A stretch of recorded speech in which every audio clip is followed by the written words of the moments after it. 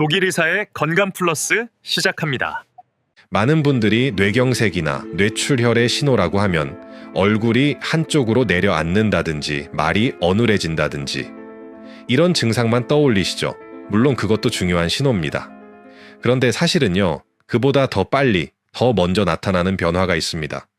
바로 다리에서 오는 작은 이상이에요. 어르신들 중에는 다리가 평소랑 좀 다르게 느껴져도 나이 들어서 그렇겠지 하고 대수롭지 않게 넘기시는 경우가 많습니다. 요즘 피곤해서 그런가 보다, 잠을 잘못 잤나 보다 이렇게만 생각하시고 말이죠. 그런데 이게요, 그냥 피로나 나이 탓으로만 돌릴 게 아니거든요. 다리가 보내는 이 작은 변화가 사실은 뇌가 보내는 첫 구조 요청일 수 있습니다. 다시 말해, 몸은 이미 오래전부터 조용히 경고음을 보내고 있었던 거예요. 뇌경색이라는 단어만 들어도 등골이 서늘해지시죠? 한 번 발병하면 생명을 위협할 뿐 아니라 설령 목숨을 건져도 반신마비나 언어장애 같은 후유증을 남길 수 있으니까요. 더 무서운 건 뇌경색이 어느 날 갑자기 벼락처럼 떨어지는 병이 아니라는 사실입니다. 혈관이 점점 좁아지고 피가 잘 통하지 못하면서 우리 몸은 이미 여러 신호를 보내고 있는 거예요. 그리고 그 신호가 가장 먼저 드러나는 곳, 바로 다리입니다. 왜냐하면 다리는 심장에서 가장 멀리 떨어져 있고 또 중력을 거슬러 피를 끌어올려야 하는 부위잖아요. 그래서 혈액 공급이 조금만 불안정해져도 다리에서 먼저 이상이 나타납니다. 그런데 문제는요, 발이 저리거나 다리에 힘이 빠지는 걸 단순히 근육 약화나 운동 부족으로만 생각해버리고 지나치시는 거죠. 오늘 영상에서는 바로 이 다리에서 나타나는 7가지 뇌경색 전조 신호를 알려드리겠습니다. 이 신호들을 제대로 알고 계시면 여러분 자신은 물론 가족의 생명까지 지킬 수 있을 거예요.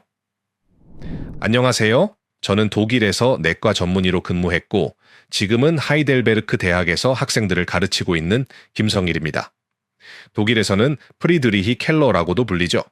독일은 심혈관 질환 분야에서 세계적으로 권위가 높은 나라입니다. 저는 지난 20년간 수많은 뇌경색 환자들을 진료하면서 한 가지 공통점을 확인했습니다. 거의 모든 환자분들이 실제 뇌경색이 오기 전에 다리에서 이상, 신호를 경험하셨다는 사실이었죠. 자, 이런 경험 있으실 거예요. 아침에 일어나 화장실에 가려는데 한쪽 다리가 유난히 뻣뻣하고 힘이 없어 뒤뚱뒤뚱 걸으신 적, 아니면 평소에 늘 다니던 길인데 갑자기 발끝이 턱 걸려서 휘청하신 적도 있으실 거예요. 이럴 때 대부분은 이렇게 생각하시죠. 어젯밤에 잠을 잘못 잤나? 운동을 안 해서 근력이 떨어졌나? 나이 들어서 그렇겠지. 아마 이렇게 넘기셨을 겁니다. 사실 병원에 오시는 환자분들도 똑같은 말씀을 하세요. 가족분들도 크게 다르지 않습니다. 다리가 불편하다고 가족들에게 얘기하면 운동 부족이야, 밖에 나가서 좀 걸어 하고 그냥 대수롭지 않게 넘기는 경우가 많습니다. 왜 하필 다리일까요?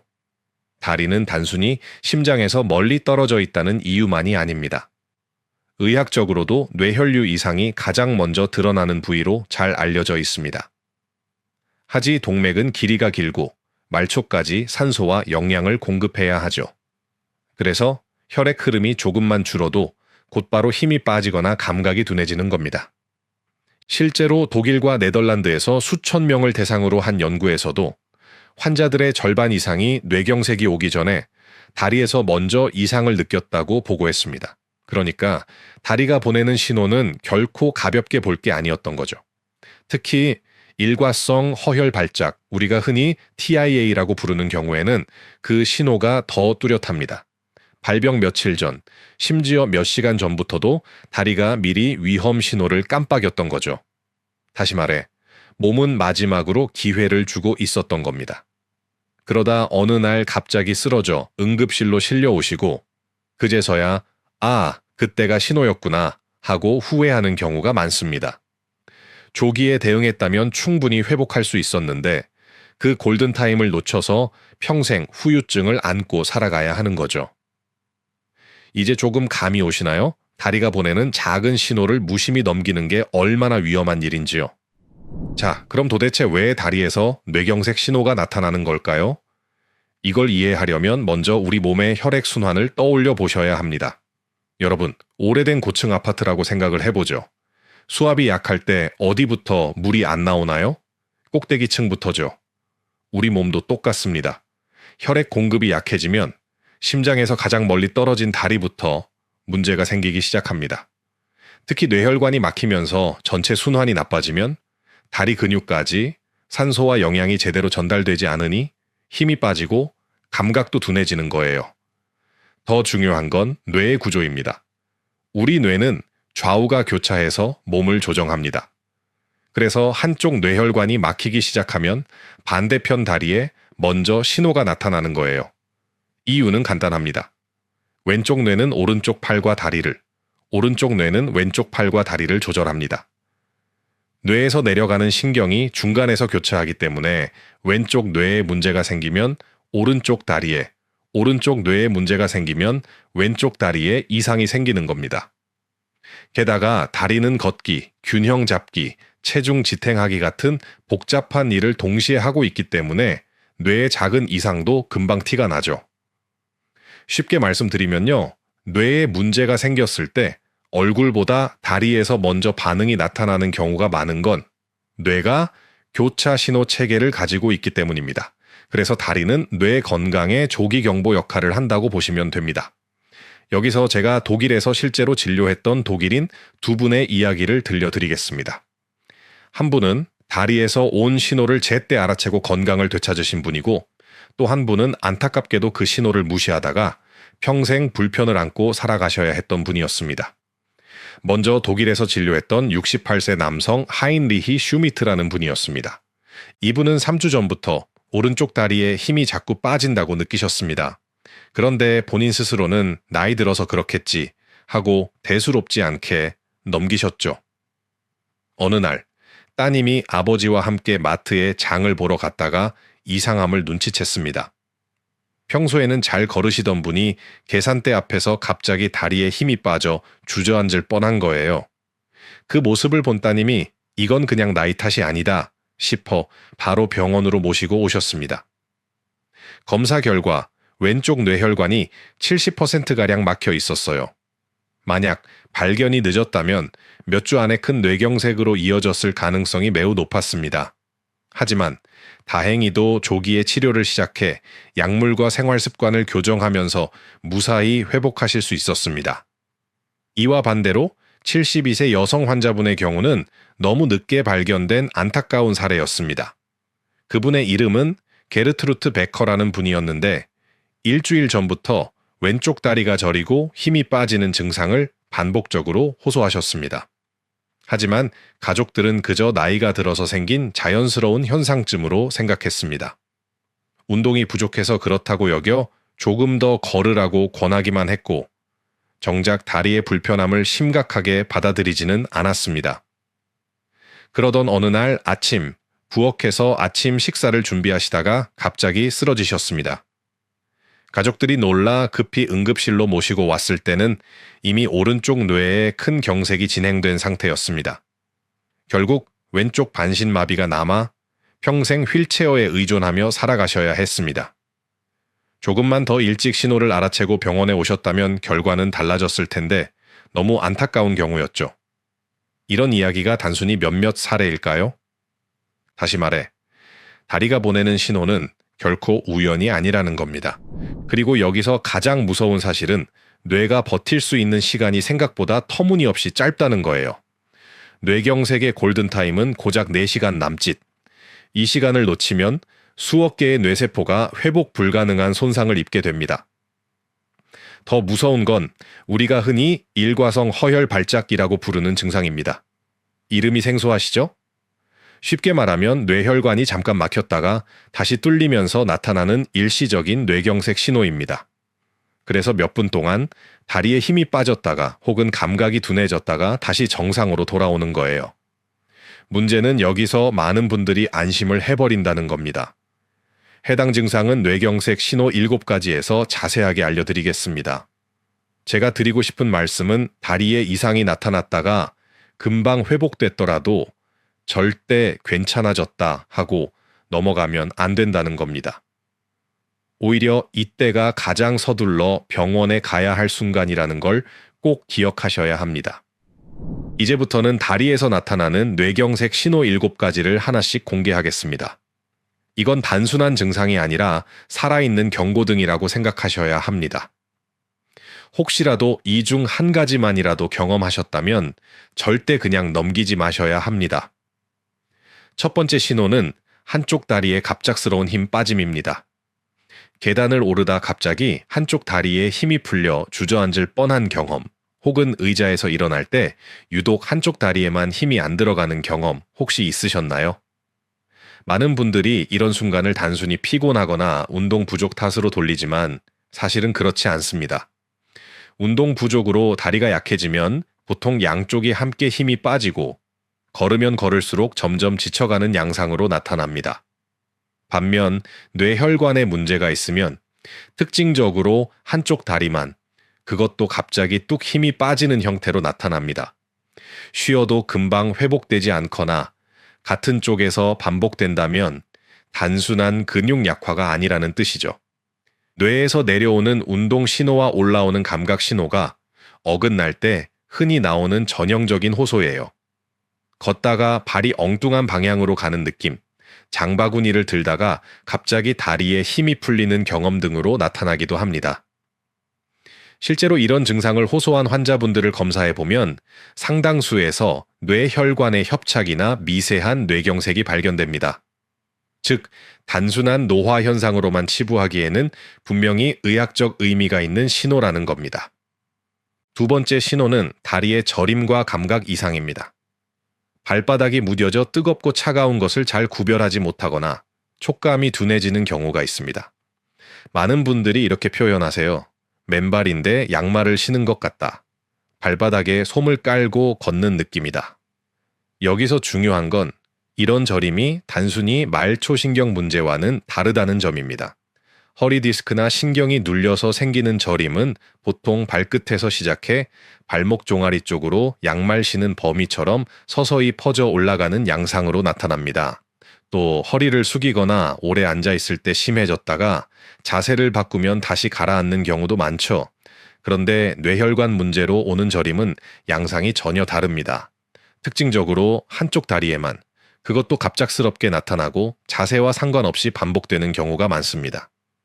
발 자체는 멀쩡하지만 감각 신호를 처리하는 뇌의 감각 피질에 혈류가 부족해지면서 뇌가 그 신호를 잘못 해석하는 거예요.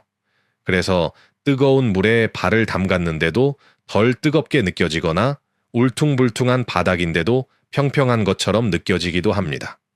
세 번째 신호는 다리를 질질 끄는 보행, 의학적으로는 조카수라고 부릅니다. 정상이라면 발목 근육이 발끝을 들어 올려 바닥에 걸리지 않도록 해줍니다. 그런데 뇌에서 내려오는 신호가 제대로 전달되지 않으면 발목을 들어 올리는 힘이 약해져 발끝이 바닥에 끌리게 됩니다. 그래서 걷는 소리가 달라지고 신발 앞부분이 유난히 빨리 닳는 특징이 나타나죠. 문제는 본인은 잘 모른다는 겁니다. 대신 가족들이 먼저 눈치채는 경우가 많습니다. 요즘 아버지 걸음걸이가 이상하다. 발을 자꾸 끄는 소리가 난다. 이렇게 일상 속 작은 변화를 통해 드러나는 경우가 많습니다. 실제로 독일에서 제가 만난 환자 한 분은 아내가 신발 앞창이 한쪽만 이상하게 닳는다고 의심해서 병원에 오셨습니다. 검사 결과 작은 뇌경색이 확인되었고 조기에 발견해 큰 사고를 막을 수 있었습니다. 이처럼 걸음걸이의 작은 변화, 신발 마모나 발소리 같은 단서가 사실은 뇌가 보내는 중요한 신호일 수 있습니다. 무심코 지나치지 말고 가족끼리 서로 잘 살펴봐야 합니다.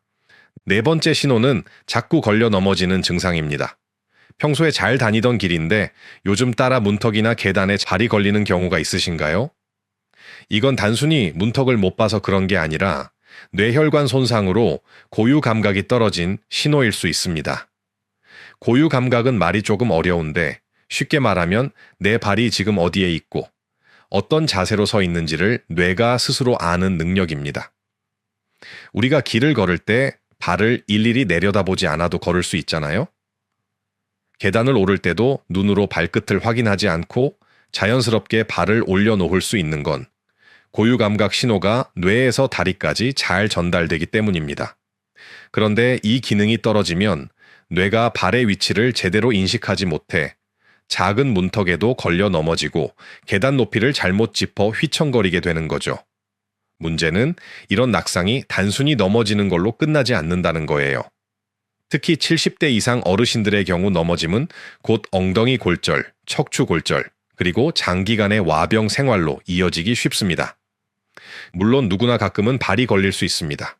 하지만 특별한 이유가 없는데도 반복적으로 같은 증상이 나타난다면 단순한 노화가 아니라 뇌가 보내는 위험 신호일 수 있다는 거죠. 5번째 신호는 다리 떨림과 내가 원치 않았는데도 저절로 나타나는 움직임입니다.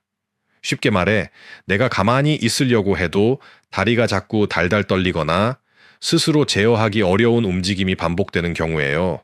물론 누구나 피곤하거나 긴장했을 때 다리가 잠깐 떨릴 수 있습니다. 그런데 이런 경우는 대개 금방 멈추고 쉬면 사라집니다. 하지만 뇌혈관 문제로 생기는 떨림은 양상이 다릅니다. 원하지 않아도 반복적으로 나타나고 특정 상황과 상관없이 지속되는 특징이 있죠. 왜 이런 일이 생길까요? 뇌는 우리 몸의 지휘자 같은 역할을 합니다.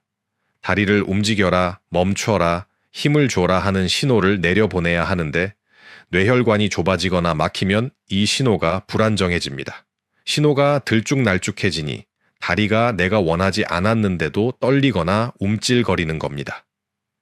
이처럼 내가 원치 않았는데 다리가 자꾸 움직인다는 건 단순히 나이 탓이나 관절 탓으로만 볼 수 없습니다. 반복적이고 지속적인 떨림이 나타난다면 반드시 신경학적 검진을 받아보셔야 합니다. 6번째 신호는 보행 불균형과 휘청거림입니다. 우리 뇌의 뒤쪽에 자리 잡은 손에는 몸의 균형과 조화를 담당하는 기관인데 이곳으로 가는 혈류가 막히면 걷는 동작이 매끄럽지 못해집니다. 중심을 잡지 못하고 몸이 한쪽으로 기울거나 발이 제자리에서 꼬이듯 움직이는 거죠. 이런 증상은 특히 아침에 심해지는 경우가 많습니다. 밤사이 혈압이 떨어지면서 뇌로 가는 혈류가 줄어들기 때문인데 그래서 실제로 많은 뇌경색 환자들이 아침에 갑자기 쓰러져 응급실로 오게 됩니다. 환자분들은 흔히 이렇게 표현하십니다. 술도 안 마셨는데 비틀비틀한다. 바닥이 울렁거리는 것처럼 걸음이 삐끗거린다. 겉으로 보기에는 단순한 어지럼증처럼 보이지만 사실은 뇌에서 균형을 잡는 신호가 제대로 전달되지 않는 상태일 수 있습니다. 단순히 기립성 저혈압이나 귀에서 오는 어지럼증은 잠시 앉았다 일어나면 좋아지기도 하지만 손의 혈류 이상으로 생기는 휘청거림은 반복적이고 점점 심해진다는 특징이 있습니다. 따라서 특별한 이유가 없는데도 걷기만 하면 몸이 한쪽으로 기우뚱하거나 중심을 못 잡고 휘청거린다면 반드시 뇌의 이상 신호를 의심하셔야 합니다. 7번째 신호는 일시적 증상 후 회복, 의학적으로는 일과성 허혈 발작, 흔히 TIA라고 부릅니다. 앞에서 잠깐 말씀드렸던 부분인데요. 이번에는 조금 더 자세히 짚어드리겠습니다. 이건 뇌혈관이 잠시 막혔다가 다시 열리면서 나타나는 현상입니다. 그래서 몇 분에서 수십 분 동안 다리에 힘이 빠졌다가 감각이 둔해졌다가도 금방 회복될 수 있죠. 문제는 많은 분들이 다시 괜찮아졌으니 이제는 별일 아니다 하고 안심해버린다는 겁니다. 하지만 사실 이게 가장 위험합니다. 연구에 따르면 TIA를 경험한 환자의 75%가 3개월 이내 실제 뇌경색으로 진행하며 그중 절반은 단 48시간 안에 발병합니다. 그러니까 잠깐 증상이 사라졌다는 건 오히려 큰 뇌경색이 곧 온다는 경고일 수 있는 겁니다. 실제로 제가 만난 환자 중에도 다리에 힘이 빠졌다가 20분 만에 정상으로 돌아와 그냥 귀가하신 분이 있었습니다. 다행히 가족분들이 불안하다며 다음 날 병원에 모시고 와서 작은 뇌경색을 조기에 발견하고 치료할 수 있었지만 그렇지 않았다면 며칠 안에 큰 뇌경색으로 이어졌을 가능성이 높았습니다. 자, 이렇게 다리에서 나타나는 7가지 뇌경색 전조 신호를 살펴봤습니다. 혹시 이 중에서 경험해 보신 증상이 있으신가요? 단 하나라도 해당된다면 절대 가볍게 넘기지 마시고 반드시 의료진과 상담하시기 바랍니다. 여기까지 들으시고 혹시 마음이 무거워지셨나요? 걱정하지 않으셔도 됩니다. 이제부터는 희망적인 이야기를 드리겠습니다. 뇌경색은 무섭지만 사실 환자의 80% 이상은 생활습관 관리만으로도 예방이 가능하다는 게 WHO와 유럽 신경학회의 공식 발표예요. 지금부터라도 시작하면 늦지 않습니다. 제가 독일에서 진료할 때도 생활습관을 조금만 바꿔서 완전히 다른 삶을 사시는 분들을 많이 봤습니다. 먼저 혈압 관리가 가장 기본입니다. 혈압은 가능한 120에 80 전후로 유지하는 게 이상적이에요. 그런데 고혈압인 분이라면 적어도 130에 80 정도를 목표로 관리하셔야 합니다. 이 단계를 고혈압 1기 단계라고 하는데 적어도 그 정도까지는 혈압을 안정시켜야 합니다. 매일 같은 시간에 혈압을 재고 기록해두는 습관이 중요합니다. 특히 아침에 일어나서 30분쯤 지난 뒤 측정하는 게 가장 정확합니다. 혈압이 높아지면 혈관벽에 작은 상처가 생기고 그 자리에 콜레스테롤이 달라붙으면서 혈관이 점점 좁아지게 됩니다. 이런 과정이 반복되면 결국 혈관이 막혀 뇌경색으로 이어질 수 있는 거죠. 다음은 혈당 관리입니다. 건강한 분들은 공복 혈당은 100 미만, 식후 2시간 혈당은 140 미만을 유지하는 게 이상적입니다. 이미 당뇨가 있으신 분들은 의사와 상의해 관리 목표치를 정해야 하지만 일반적으로는 공복 혈당 130 미만, 식후 2시간 180 미만을 권장합니다. 왜 이게 중요할까요? 혈당이 높으면 혈관벽이 점점 손상되고 그 결과 뇌경색 위험이 최소 3배 이상 높아집니다. 그래서 당뇨 환자분들은 혈당 조절은 뇌혈관 보호라고 생각하시고 꾸준히 관리하셔야 합니다. 콜레스테롤 관리도 빼놓을 수 없습니다. 특히 LDL 콜레스테롤, 흔히 나쁜 콜레스테롤이라고 부르는 수치를 낮추는 게 핵심이에요. 왜냐하면 LDL은 혈관벽에 달라붙어 기름 찌꺼기를 만들고 결국 혈관을 좁히거나 막아버리기 때문입니다. 반대로 HDL 콜레스테롤은 혈관 속에 쌓인 LDL을 청소하는 역할을 해서 좋은 콜레스테롤이라고 부르죠. 그렇다면 어떻게 해야 할까요? 우선 포화지방이 많은 기름진 음식, 가공육, 튀김류는 줄이시는 게 좋습니다. 대신 오메가3가 풍부한 등푸른 생선을 일주일에 2-3번 챙겨 드세요. 연어나 고등어, 청어 같은 음식이 대표적입니다. 또 호두, 아몬드, 아마씨 같은 견과류, 올리브유나 카놀라유처럼 불포화 지방이 많은 기름은 LDL을 낮추고 HDL을 높이는 데 도움이 됩니다. 채소와 과일도 잊지 마세요. 특히 녹황색 채소와 베리류에는 항산화 성분이 풍부해서 혈관벽을 튼튼하게 지켜줍니다. 운동도 빠질 수 없습니다. 가장 좋은 건 빠르게 걷기예요.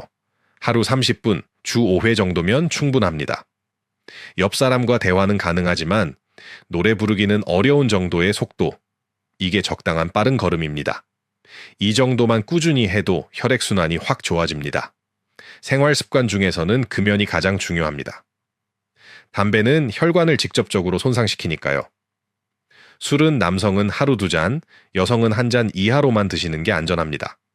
그리고 충분한 수면도 꼭 챙기셔야 해요. 잠이 부족하면 혈압과 혈당이 모두 올라갑니다. 이제 집에서 스스로 해볼 수 있는 간단한 자가체크법을 알려드리겠습니다. 하루 3분이면 충분합니다. 첫째, 의자에 앉아 팔짱을 끼고 일어나 보세요. 양쪽 다리 힘이 균형 있게 들어가는지 확인하는 겁니다. 둘째, 눈을 감고 제자리에서 30초 동안 서보세요. 중심을 잘 잡을 수 있는지 체크할 수 있습니다. 셋째, 양쪽 발바닥을 손으로 만져서 감각 차이가 있는지 비교해 보세요. 넷째, 일직선 위를 따라 10걸음 정도 걸어보세요.